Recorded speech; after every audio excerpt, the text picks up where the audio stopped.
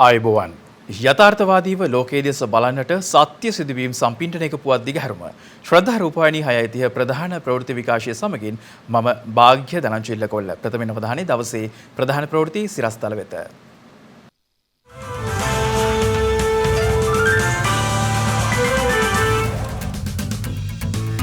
මෙරට ජනගහනයෙන් 60%ක් පූර්ණ එන්නත්කරණයට ලක්කර අවසන් සෞඛ්‍ය අමාත්‍යංශය පවසයි. එක රටක් එක නීතියක් සඳහා වූ ජනාධිපති කාර්ය සාධක බලකාය ස්ථාපිත කෙරේ.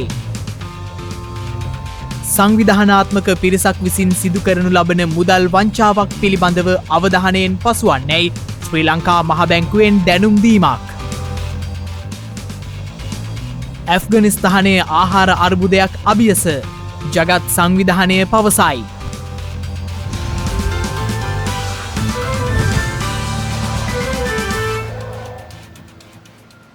වයස අවුරුදු 60 ඉක්ම වූ පුද්ගලයන් වෙත බූස්ටර් එන්නත් මාත්‍රාවක් ලබා දීම නොවැම්බර් මාස ආරම්භ කරන බව රාජ්‍ය අමාත්‍ය විශේෂඥ වෛද්‍ය සුදර්ශනී ප්‍රනාන්දුපුල්ලේ මහත්මිය පවසනවා. ඊයේ දිනේ මෙරටින් තවත් කොවිඩ් ආසාදිතයන් 556 දෙනෙකු වාර්තා වී ඇති බව COVID-19 පැතිරීම වැළැක්වීමේ ජාතික ක්‍රියානිත මධ්‍යස්ථාන ප්‍රධානී ජෙනරාල් ශවීන්ද්‍ර සිල්වා මහතා පවසනවා. ඒ අනුව මෙරටින් වාර්තා වී ඇති සමස්ත කොවිඩ් ආසාදිතයන් සංඛ්‍යාව දැක්වෙන්නේ 5,37,761ක් ලෙසයි. එසේම ඊයේ දිනේ මෙරටින් වාර්තා වී ඇති කොවිඩ් ආසාදිත මරණ සංඛ්‍යාව 14ක්. ඒ අනුව මේ වන විට මෙරටින් වාර්තා වී ඇති සමස්ත කොවිඩ් ආසාදිත මරණ සංඛ්‍යාව 13,654ක් දක්වා ඉහළ ගියා.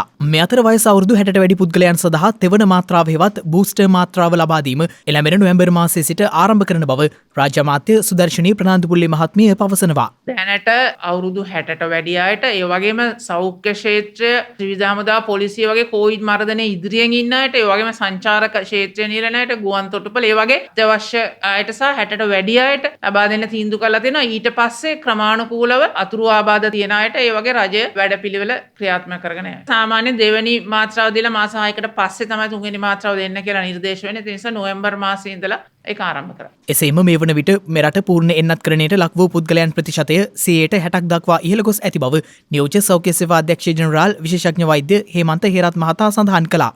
සමස්තයක් හැටියට ගත්තහම මේ රටේ ජනගහනයෙන් 60% නෝලා මේ සම්පූර්ණ ආරක්ෂාව ලබාගෙන තියෙනවා. ඒ වගේම 70%ට ආසන්නව තියෙන සංඛ්‍යාවකට පළමු මාත්‍රාව ලබා දීලා තියෙනවා. ඒ අනුව ඉදිරියේදී අපිට 70% දක්වා යන ඉලක්කය කිසිම ගැටලුවකින් තොරව මම හිතනවා අපිට සම්පූර්ණ කරගන්න පුළුවන් වෙනවයි කියලා. මේ අතර කොවිඩ් මර්ධන එන්නත් කාඩ් පත සමාජයේ තෝරාගත් ස්ථානයන් සඳහා අනිවාර්ය කිරීමට මෙතෙක් තීරණයක් ගෙන නොමැති බව අවධාරණය කළ නියෝජ්‍ය සෞඛ්‍ය සේවා අධ්‍යක්ෂ ජෙනරාල්වරයා වැඩිදුරටත් සඳහන් කළේ එවැනි තීරණයක් ගැනීමට ඇති හැකියාව පිළිබඳව සොයා බැලිය යුතු බවයි. මේක සාකච්ඡා වෙමින් පවතිනවා. නමුත් මේකේ තියෙන ප්‍රායෝගික තත්ත්වය මේ ලබා දී ඇති එන්නත් කාඩ් පත ප්‍රායෝගිකව එවැනි කාර්යයක් සඳහා ප්‍රයෝජනයට ගන්න පුළුවන්ද? ඒ වගේම එවැනි දෙයක් කිරීමට අපිට නීතිමය වශයෙන් කොයි ආකාරයකටද තියෙන හැකියාව? ඒ වගේම සමහර වෙලාවට පුද්ගලයන්ගේ අයිතීන් පිළිබඳව සාකච්ඡා වෙනවා. මේවා ආමන්ත්‍රණය කරමින් තමා මෙවැනි ක්‍රියාවලියක් ක්‍රියාත්මක කරන්න වෙන්නේ. ඉතින් ඒවා අවශ්‍ය කරන විදිහට වාතාවරණය ගොඩනැගුණොත් සමහර විට ඉදිරියේදී ඒක ක්‍රියාත්මක වේවි. නමුත් මේ මොහොතේ එවැනි දෙයකට ක්‍රියාත්මක කිරීමට තීරණයක් කරන්නේ නැහැ. කියන එක නීතිය නොවුනත් අපි ආයතන ප්‍රධානීන්ගේ ඒ වගේම සුපර් මාකට් ඒ වගේම තමයි ඔය shopping mall වල රෙස්ටොරන්ට් වල ඒක රීතියක් හැටියට ක්‍රියාත්මක කරන්න කියලා අපි ඉල්ලා සිටිනවා. මොකද වැක්සින් කාඩ් එකක් එන්නත් මාත්‍රා දෙක ලබාගත් අයට ඒවට ඇතුල් වෙන්න ඉඩකඩ දීම හරහා තවමත් එන්නත ලබා නොගත් අයට දිරිගැන්වීමක් වෙන්න පුළුවන්. විශේෂයෙන්ම පොදු ප්‍රවාහනයට ඒ වගේ පොදු ජනයා ගැවසෙන තැන්වලට එන්නත් මාත්‍රා දෙකම ලබාගත් අය පැමිණීම උනන්දු කරවන්න පුළුවන්. මේ අතර කොළඹ රිජ්වේ ආර්ය ළමාරෝහලේ කොවිඩ් ආසාදිත දරුවන් සංඛ්‍යාව 10ක් දක්වා අඩු වී ඇතැයි එහි ළමාරෝග පිළිබඳ විශේෂඥ වෛද්‍ය දීපාල් පෙරේරා මහතා පවසනවා. කොවිඩ් දෙවනි රැල්ල ආරම්භ වීමත් සමග කොළඹ රිජ්වේ ආර්ය ළමාරෝහලට ඇතුළත් කෙරුණු කොවිඩ් ආසාදිත දරුවන්ගේ සංඛ්‍යාව 200කට වැඩි සංඛ්‍යාවක් දක්වා ඉහළ ගිය බවත් සමාජය තුළ කොවිඩ් වසංගතයේ පැතිරීම පාලනය වීමත් සමග මෙසේ කොවිඩ් ආසාදිත දරුවන් වාර්තා වීමේ අඩුවක් දක්නට ලැබෙන බවයි විශේෂඥ වෛද්‍ය දීපාල් පෙරේරා මහතා පවසන්නේ. කෙසේ වෙතත් අනුරාධපුර නගරයේ ඉකුත් දින 3 තුල සිදු කළ රැපිඩ් ඇන්ටිජන් පරීක්ෂණයන්ගෙන් කොවිඩ් වැළඳුණු දරුවන් 20 දෙනෙකු හඳුනාගෙන තිබෙනවා. අනුරාධපුර දිස්ත්‍රික් වසංගත රෝග විද්‍යාඥ වෛද්‍ය RMSB රත්නායක මහතා පවසන්නේ එම ආසාදිතයන් සියලු දෙනා වයස අවුරුදු 12ට අඩු දරුවන් බවයි. දෛනිකව සමහරට පොඩ්ඩක් එහා මෙහා වෙන්න පුළුවන්. හැබැයි තවමත් 10ට වැඩි මරණ සංඛ්‍යාවක් වාර්තා වෙන 500කට වැඩි රෝගීන් වාර්තා වෙන. ඒතර මේ 500 1000 වෙන වැඩි කාලයක් ගත වෙන්නේ නැහැ. ඒ වගේම තමයි පුංචි දැන් රෝහල් වලින් ගත්තම සමහරට පොසිටිව් රේට් එක සමහර දවසට වැඩි වෙනවා. එතකොට විවෘත වීමත් එක්ක එන්න පුළුවන්. වැඩි වෙන්න පුළුවන්. හැබැයි මේක වැඩි වෙන වේගය අපි බලන්න ඕනේ. ඒතර වගකීමෙන් තොරව කටයුතු කරොත් වැඩි වෙන වේගය සමහරට අපිට පාලනය කරගන්න බැරි වෙයි. මේ වන විට මෙරට කොවිඩ් ආසාදිත සමස්ත පුද්ගලයන් සංඛ්‍යාව 5,37,201ක් ලෙස වාර්තා වන අතර ඉන් පුද්ගලයන් 5,04,376ක් සම්පූර්ණ සුවය ලබා තිබෙනවා. ඒ අනුව මේ වන විට වෛරසය ආසාදිතව වෛද්‍ය අධීක්ෂණය යටතේ පසුවන පුද්ගලයන් සංඛ්‍යාව 19,731ක්. වයස අවුරුදු 5-11 අතර දරුවන් සඳහා ඇමරිකාවේ නිෂ්පාදිත ෆයිසර් එන්නත සුදුසු බව එරට ආහාර හා ඖෂධ පරිපාලන ආයතනය ප්‍රකාශ කර තිබෙනවා.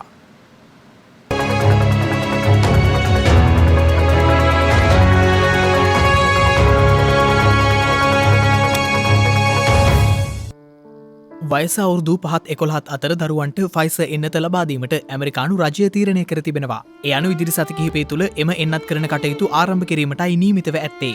ඇමරිකානු ආහාර හා ඖෂධ විශේෂඥයන් ලබා දුන් වාර්තාවකට අනුව මෙම වයස් කාණ්ඩයේ දරුවන්ට ෆයිසර් එන්නත නිර්දේශ කර තිබෙනවා. මේ දක්වා ලොව තුළ කිසිදු රටක වයස අවුරුදු 12ට අඩු දරුවන්ට කොවිඩ් එන්නතක් ලබා දී නැහැ. මේ වන විට එරට වයස අවුරුදු 12 ඉක්ම වූ දරුවන් සඳහා ෆයිසර් එන්නත ලබා දීම ආරම්භ කර තිබෙනවා. මේ අතර ඇමරිකාවෙන් වාර්තා වන කොවිඩ් මරණ සංඛ්‍යාව නැවත වරක් ඉහළ දමමින් ගත වූ පැය 24 තුළ ඇමරිකාවෙන් කොවිඩ් මරණ 1451ක් වාර්තා වී තිබෙනවා. එම කාල සීමාව තුළ ඇමරිකාවෙන් වාර්තා වූ නව ආසාදිතයන් සංඛ්‍යාව 69634ක්. ඇමරිකාවෙන් මේ වන විට වාර්තා වන සමස්ත කොවිඩ් මරණ සංඛ්‍යාව 7,59,932ක් වන අතර වාර්තා වන සමස්ත කොවිඩ් ආසාදිතයන් සංඛ්‍යාව 4,64,97,719ක් වනවා. මේ අතර චීනයෙන් වාර්තා වන දෛනික කොවිඩ්-19 ආසාදිතයන් සංඛ්‍යාව තවදුරටත් ඉහළ යා හැකි බවට එරට සෞඛ්‍ය අංශ අනතුරු අඟවා තිබෙනවා. ඩෙල්ටා කොවිඩ් ප්‍රවේදයේ ශීඝ්‍ර ව්‍යාප්තිය හේතුවෙන් නව කොවිඩ් ආසාදිත පොකුරු කිහිපයක්ම එරට ප්‍රදේශ රැසකින් වාර්තා වී ඇති බවයි විදේශ මාධ්‍ය වාර්තා කළේ. ඒ අනුව මේ වන විට එරට බීජිං ඇතුළු නගර 11ක ආසාදිතයන් ශීඝ්‍ර ලෙස වාර්තා වෙමින් පවතින බවද ඔවුන් පෙන්වා දී තිබෙනවා. ඊයේ දිනේදී චීනයෙන් කොවිඩ්-19 ආසාදිතයන් 43 දෙනෙකු හඳුනාගෙන ඇති අතර එරට සමස්ත ආසාදිතයන් සංඛ්‍යාව 96,440ක් දක්වා ඉහළ ගොස් ඇති බවද එරට සෞඛ්‍ය අංශය පෙන්වා දෙනවා. එරට රජය පෙන්වා දී ඇත්තේ මෙම කොවිඩ් පොකුරු පාලනය කිරීම සඳහා කඩිනම් පියවර ගනිමින් සිටින බවයි. මේ අතර පූර්ණ එන්නත්කරණයට ලක් වූ ඔස්ට්‍රේලියානු වැසියන්ට සහ ස්ථිර පදිංචිකරුවන්ට විශේෂ අවසරයකින් තොරව විදේශගත වීමට අවසර ලබා දී තිබෙනවා. ඒ අනුව ලබන මාස පළමු වෙනිදා සිට අදාළ ලිහිල් කිරීම ක්‍රියාත්මක බවයි එරට මාධ්‍ය වාර්තා කර ඇත්තේ. කොවිඩ් ව්‍යාප්තිය හේතුවෙන් විශේෂ නිදහස් කිරීමකින් තොරව මාස 18කට වැඩි කාලයක් ඔස්ට්‍රේලියානු පුරවැසියන්ට විදේශගත වීම සඳහා අවසර හිමි වූයේ නැහැ.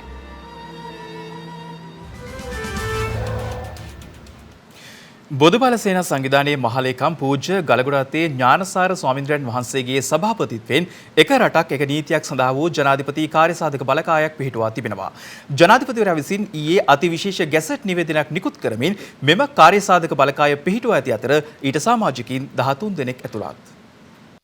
ජනාධිපතිවරයා විසින් පත්කර ඇති බොදුබල සේනා සංවිධානයේ මහලේකම් පූජ්‍ය ගලගොඩ අත්තේ ඥානසාර හිමියන්ගේ සභාපතිත්වයෙන් යුත් එක් රටක් එක් නීතියක් සඳහා වූ ජනාධිපති කාර්යසාධක බලකායේ සෙසු සමාජිකයන් ලෙස මහාචාර්ය දයානන්ද බණ්ඩා, මහාචාර්ය ශාන්තිනන්දන විජයසිංහ, මහාචාර්ය සුමේද සිරිවර්ධන, එන්.ජී. සුජිත් පණ්ඩිතරත්න, නීතිඥ ඉරේෂ් සෙනවිරත්න, නීතිඥ සංජය මාරඹේ, එරන්ද නවරත්න පානීවැවල, මෞලවී මොහොමඩ්, කතිකාචාර්ය මොහොමඩ් ඉන්තිකාබ්, කලිල් රහුමාන් සහ අසීස් නිසාර්දීන් යන මහත්වරුන් පත්කර ඇති බවයි එම ගැසට් නිවේදනයේ දැක්වෙන්නේ.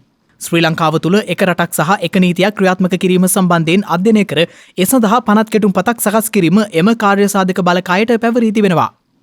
ඊට අමතරව අධිකරණ අමාත්‍යාංශය විසින් මේ වන විට මේට අදාළව සකස් කර ඇති නීති කෙටුම්පත් සහ සංශෝධනයන් අධ්‍යයනය කර ඒවායේ යෝග්‍යතාවය සහ සුදුසු සංශෝධන ඇත්නම් ඒ සඳහා යෝජනා ඉදිරිපත් කිරීම මෙම කාර්යසාධක බලකායේ කාර්යයක් වන බවද එම ගැසට් නිවේදනයේ සඳහන්. එසේම යෝග්‍ය පරිදි අදාළ යෝජනා පනත් කෙටුම්පතට ඇතුළත් කිරීම එම කාර්යසාධක බලකායට පැවරී ඇති තවත් කාර්යයක් වනවා. එමෙන්ම කමිටුව විසින් මාසකට වරක් ජනාධිපතිවරයා වෙත වාර්තාවක් ඉදිරිපත් කළ යුතු අතර මෙහි අවසන් වාර්තාව ලබන වසරේ පෙබරවාරි මාස 28 වන දින හෝ ඊට පෙර ඉදිරිපත් කළ යුතු බවද අදාළ ගැසට් නිවේදනයේ වැඩිදුරටත් සඳහන්. සංවිධානාත්මක පිරිසක් විසින් මේ දිනවල සිදු කරනු ලබන සූක්ෂම මුදල් වංචාවක් පිළිබඳව ශ්‍රී ලංකා මහ බැංකුව මහ ජනතාව වෙත විශේෂ දැනුම් දීමක් සිදු කරනවා.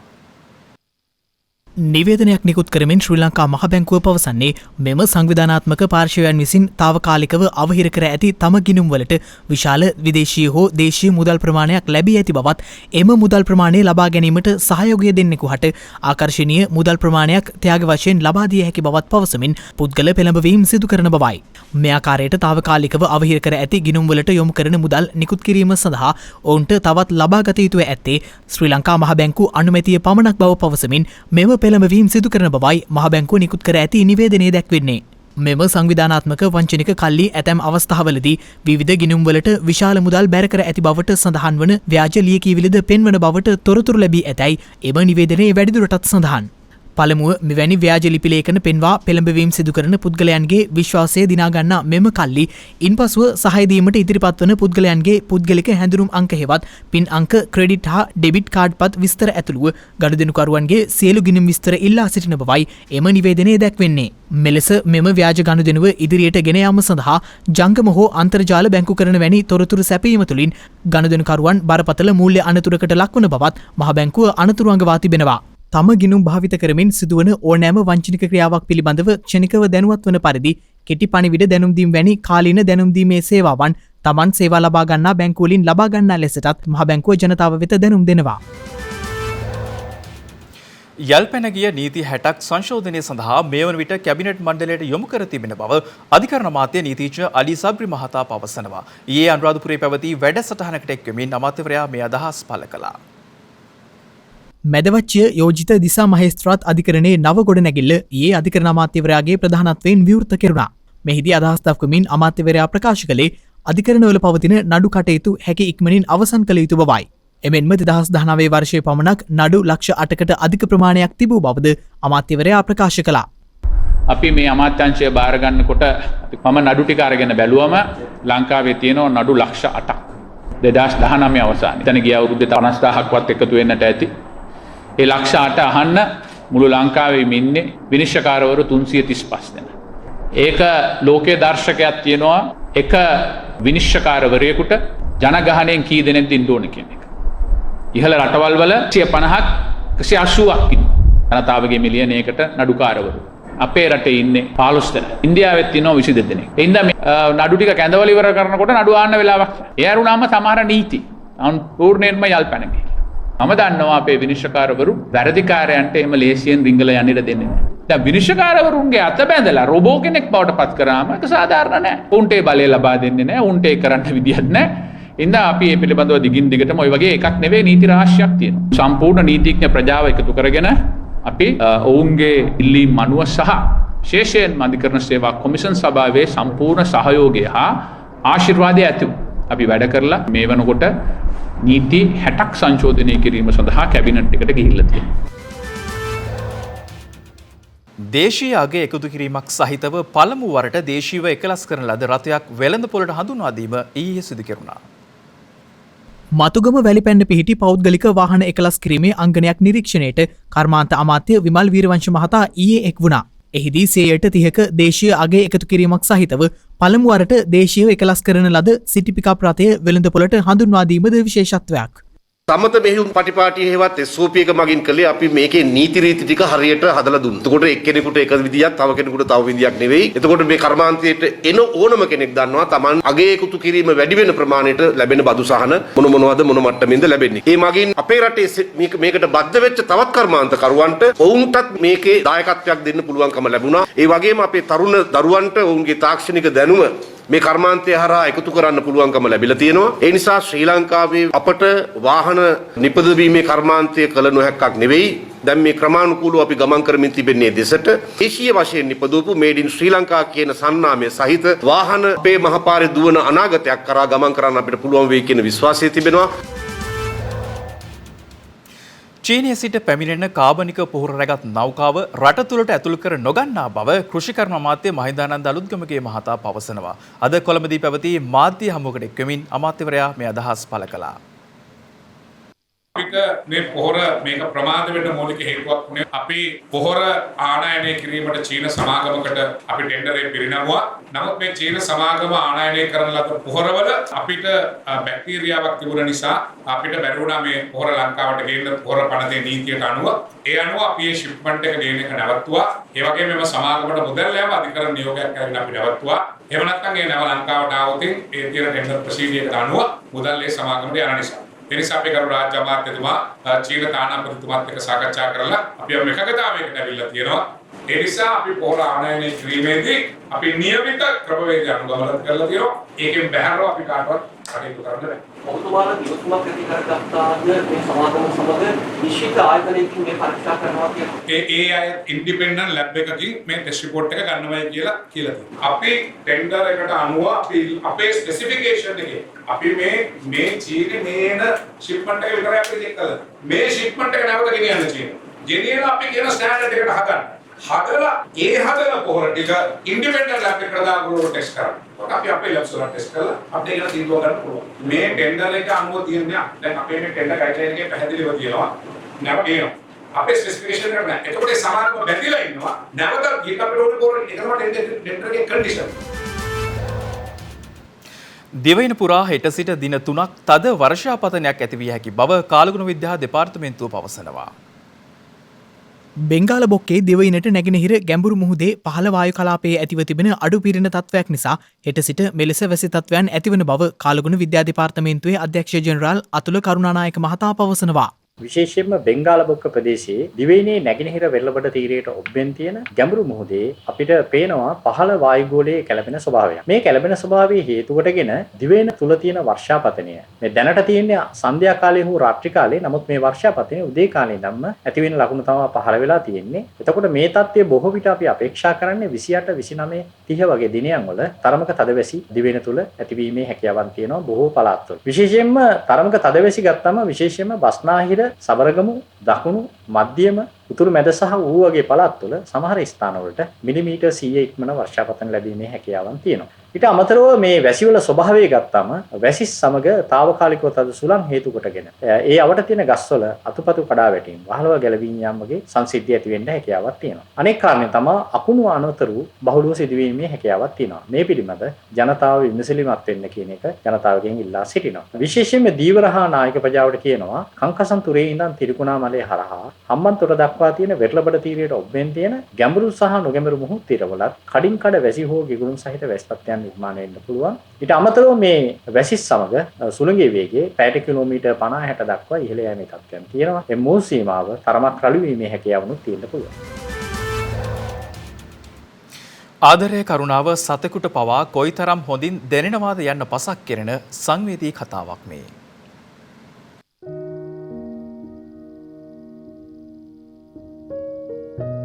මේන්නේ රියා. රියාව දැක්කම බැලු බැල්මට පේන්නේ විරූපී එක්වරම අඳුනාගත නොහැකි අමුතු තාලේ සතෙක් විදියට. ඒත් විශ්වාස කරන්න රියා කියන්නේ බොහෝ දෙනෙක් සුරතලයට ඇති කරන්න ආස ගිරවෙක්. එවුනත් අවාසනාවකට රියාගේ පෙනුම සුරතලයට ඇති කරන්න තරම් සුදුසු නොවන මට්ටමට පත් වුණා. ඒක වුණේ මෙහෙම. කුඩා කාලේ ලස්සන ගිරා පැටියකුණු රියා එක්වරම කුරුල්ලන්ට කලාතුරකින් වැළඳෙන වෛර සාසාධනයකට ලක් වෙනවා. ඒත් එක්කම රියාගේ පිහාටු හැලෙන්නත් හොට සහ නියපොතු විකෘති වෙන්නත් පටන් ගන්නවා. රියාව ඇති කළ අයිතිකරුවන් පශු වෛද්‍යවරුන් වෙත රියා යොමු කළත් රියාව නැවත සුව කරන්න බැරි බව දැනගත් තැන ඒ අයිතිකරුවන් රියාව රෝහලේ අතහැර යනවා. එවිදියට කෙටි කාලයක් රියා රෝහලේ ජීවිතයත් මරණයත් අතර සටන් වදිද්දී ඒ පශු වෛද්‍ය රෝහල විසින් රියා ගැන සමාජ මාධ්‍යවල පණිවිඩ තැබුවා. රියාට ආදරය උවමනා කර තිබේ.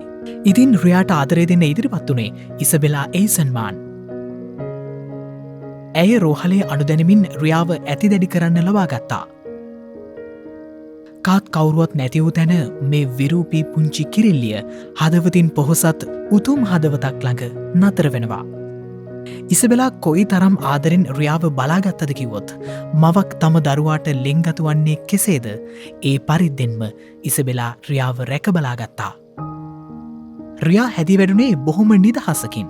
පියාපත් නැති නිසා පියාඹන්න නොහැකිවීමම පමණයි රියාට අඩුපාඩුවකට තිබුණේ. ශීත කාලවලදී රියාට සීතල දරාගන්න පුළුවන් වෙන්න ඉසබෙලාගේ අතින් රියාට ගැලපෙන විදියට සීත කබා නිර්මාණය වුණා. ඒ සීත කබා හැඳ සිටින රියාගේ අපූරු පින්තූර ඉසබෙලාගේ සමාජ මාධ්‍ය පිටුවල පලවෙද්දී ඒ වගේ ලස්සන කබා ගොන්නක් රියාට තෑගි විදියට ලැබී තිබෙනවා. රියා ඇත්තෙන්ම අපූරු ජනප්‍රිය ගිරවියක් වුණේ අන්න ඒ විදියට. ඒත් සියල්ල ස්වබාදහමේ තීරණයක් වන නිසා රියාට ඉසබෙලා ළඟ ඉන්න ලැබුණේ අවුරුදු 2ක් වගේ කාලයක්. යළිත් උත්සන්න වුණු වෛරස රෝගීන් රියා මිය යනවා. එවිදියට රියා මිය ඇතුනත් ඇය ලෝකයට කියලා දුන්නේ අමිල පාඩමක්. අපි හැමෝටම ආදරය කරුණාව ඕනේ. අඩු පාඩු ඇති දරුවන් පවා මහමග හැරයන මිනිසුන් සිටින ලෝකයක ඇත්තෙන්ම රියා වාසනාවන්ත වුණා. සමහර විට එදා රෝහලේ මිය දෙන්න සිටි රියා වසර 2ක් හෝ යනතුරු නිරෝගීව ජීවත් වුණේ ඉසබෙලාගේ ආදරය කරුණාව රැකවරණය නිසා වෙන්න ඇති. ඉතින් සොබා දහම කොයි විදියට ලෝකය මැව්වත් ඔබේ ආදරයට පුළුවන් ඒ ලෝකයට මොහොතකට හෝ පණක් දෙන්න.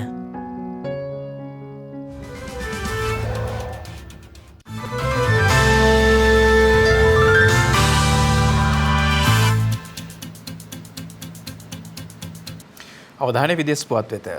කඩිනම් ක්‍රියාමාර්ග නොගතහොත් එළමෙන ශීත ඍතුවේදී මිලියන සංඛ්‍යාත ඇෆ්ගන් වැසියන් සාගතයකට මුහුණ දෙනු ඇති බවට ජගත් සංවිධානය අනතුරු අඟවනවා.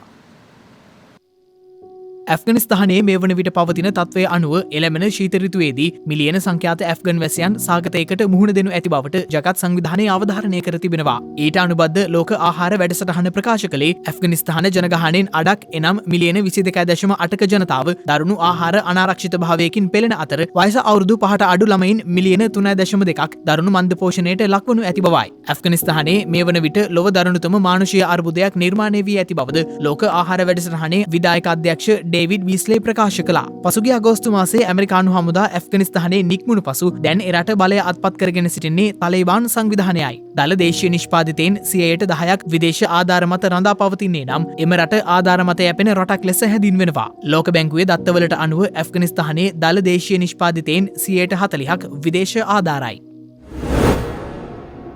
මේ අතර කුරුළු උණ වැළඳුණු චීන වැසියන්ගේ සංඛ්‍යාව මේ වන විට ඉහළ ගොස් තිබෙනවා. මීට පෙර පැතිරෙමින් තිබූ කුරුළු උණ ප්‍රභේදයේ විකෘතියක් ලෙස අසාධිතයන් සංඛ්‍යාව ඉහළ යාමට සහ පැතිරීම වේගවත් වීමට හේතු වී ඇති බවයි එරට විශේෂඥයන් පෙන්වා දෙන්නේ. ආසාධිතයන් වැඩි පිරිසක් අසාධ්‍ය තත්වයට පත්ව ඇති අතර 6 දෙනෙකු ජීවිතක්ෂයට පත්ව ඇති බවද විදේශ මාධ්‍ය වාර්තා කළා.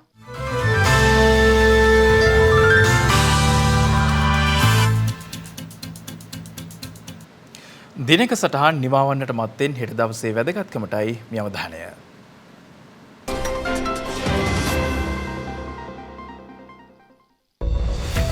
හෙට ඔක්තෝබර් 28 වැනිදා 1818 විමුක්ති අරගලයට නායකත්වය ලබා දුන් මොනරවිල කැප්පෙටිපොළ නිලමේතුමා ඉංග්‍රීසීන්ගේ අත්අඩංගුවට පත්ව ඇත්තේ 1818 වසරේ ඔක්තෝබර් මාස 28 වන දිනයි. මෙරට පාරම්පරික විහාර සිතුවම් කලාව ආරක්ෂා කිරීම වෙනුවෙන් මහත් මෙහෙයක් ඉටු කළ LTP මංජු ශ්‍රී මහතා උපත ලබා ඇත්තේ 1902 වසරේ ඔක්තෝබර් මාස 28 වන දිනයි. සිංහල සිනමාවේ ප්‍රථම නිලියමෙන්ම මෙරට සංගීත ක්ෂේත්‍රයේ අග්‍රගණ්‍ය ගායිකාවක් වූ රුක්මනී දේවිය මෙලොවින් සමගෙන ඇත්තේ 1978 වසරේ ඔක්තෝබර් මාස 28 වන දිනයි. ඒත් සමගින් ශ්‍රද්ධා රූපවාහිනී ප්‍රධාන ප්‍රවෘත්ති විකාශය නිමාවට පත් වෙනවා. හමු යමු හෙටත් සවස 6:30ට. තෙරුවන් සරණයි. නම බුද්ධාය. මෙවැනි වැදගත් පුවත් නැරඹීම සඳහා ශ්‍රද්ධා TV News YouTube channel එක subscribe කර සීනුව සලකුණ වන්න.